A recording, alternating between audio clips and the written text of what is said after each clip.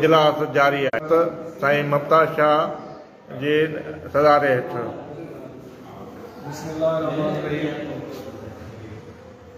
अल्हम्दुलिल्लाह अल्लाह ताला जी मेहरबानी से अज जो है बाकायदे असी इलेक्शन प्रोसेस की तरफ वही रहा है। अज जो असांजी पहली दस्तूरी इजलास है उनकी शुरुआत तिलावत कलाम पाक से कंदासीं और मरकज़ी इलेक्शन कमेटी के मेंबर साईं ज़ुल्फ़िकार कासमी साहब गुज़ारिश कंदे तिलावत कलाम पाक।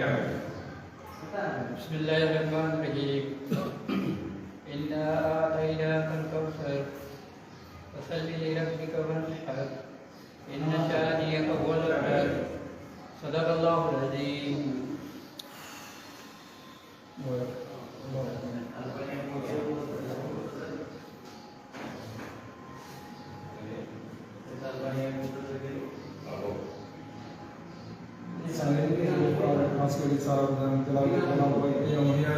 गुजारिश कंदो चेयरमैन मरकज़ी इलेक्शन कमेटी से ममता शाह उहे अज जी मीटिंग के हवाले से जो एजेंडा है वो मुख्तसरन ॿुधाएं ऐं ऑफिस के हवाले से ॿुधाएं।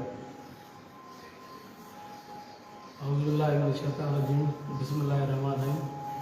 दोस्तों जीअं त अॼु असांजी इलेक्शन कमेटीअ जी अॼु माना पहिरीं जेका आहे सा गॾिजाणी आहे ऐं असां जीअं माना हलफ़ कयोसीं ऐं अॼु असां इहा कल्ह जेका आहे सा असांजो जेको लेटर लाथोसीं सर्कुलर असां मीटिंग जे लाइ असां साईं वॾे ॾुख सां हिकिड़ी ॻाल्हि करणी थी पए त मां साईं ग़ुलाम रसूल महर खे घटि में घटि 4-5 कालियूं कयूं त ऑफिस जी चाबी वठण जे लाइ, पर हुन मुंहिंजो काल अटेंड कयो पर 2-3 कालियूं अटेंड न कयईं।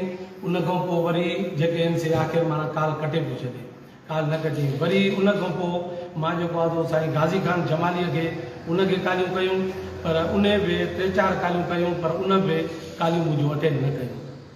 वरी असां जेको आहे जंहिं महिल साईं नसरुल्ला वटि मां आयुमि, मां साईं नसरुल्ला खे चयो त तव्हांजे नंबर तां भला कालियूं कयूंसीं। साईं नसरुल्ला मज़ारी जे नंबर तां जेके कालियूं कयूंसीं। साईं ग़ुलाम रसूल महर खे काल कईसीं, उन काल अटेंड न कई। वरी साईं गाज़ी खान जमाली खे काल कईसीं चाबी वठण जे लाइ, साईं गाज़ी खान जमाली काल अटेंड कई पर उन हलो हलो करे जीअं असांजो आवाज़ु ॿुधे ई नथो, आख़िर जेका आहे सा वरी काल उहा जेका आहे सा बंदि थी वई। वरी असां ॿियों दफ़ो मिलाईसीं, टियों दफ़ो मिलाईसीं, काल असांजी खई। उन खां पोइ असां हुनखे अर्ज़ु कयोसीं त साईं जेका तव्हां वटि चाबी आहे ऑफिस जी उहा चाबी असांखे ॾियो। असांजी इलेक्शन कमेटीअ जी असांजी जेका आहे सा हिते गॾिजाणी आहे, असांजी मीटिंग आहे, माना असां इन इलेक्शन जे लाइ असां प्रोसेस हितो माना हलाईंदासीं।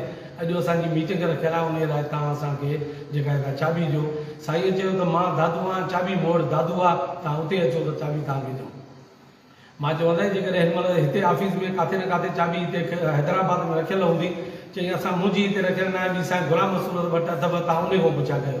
मां चयोमांसि त उन ॾींहुं असां कालियूं कयूं, उहो असांजी काल अटेंड ई नथो करे, तव्हां उनखे काल करे चओ त असांखे ॿुधाए।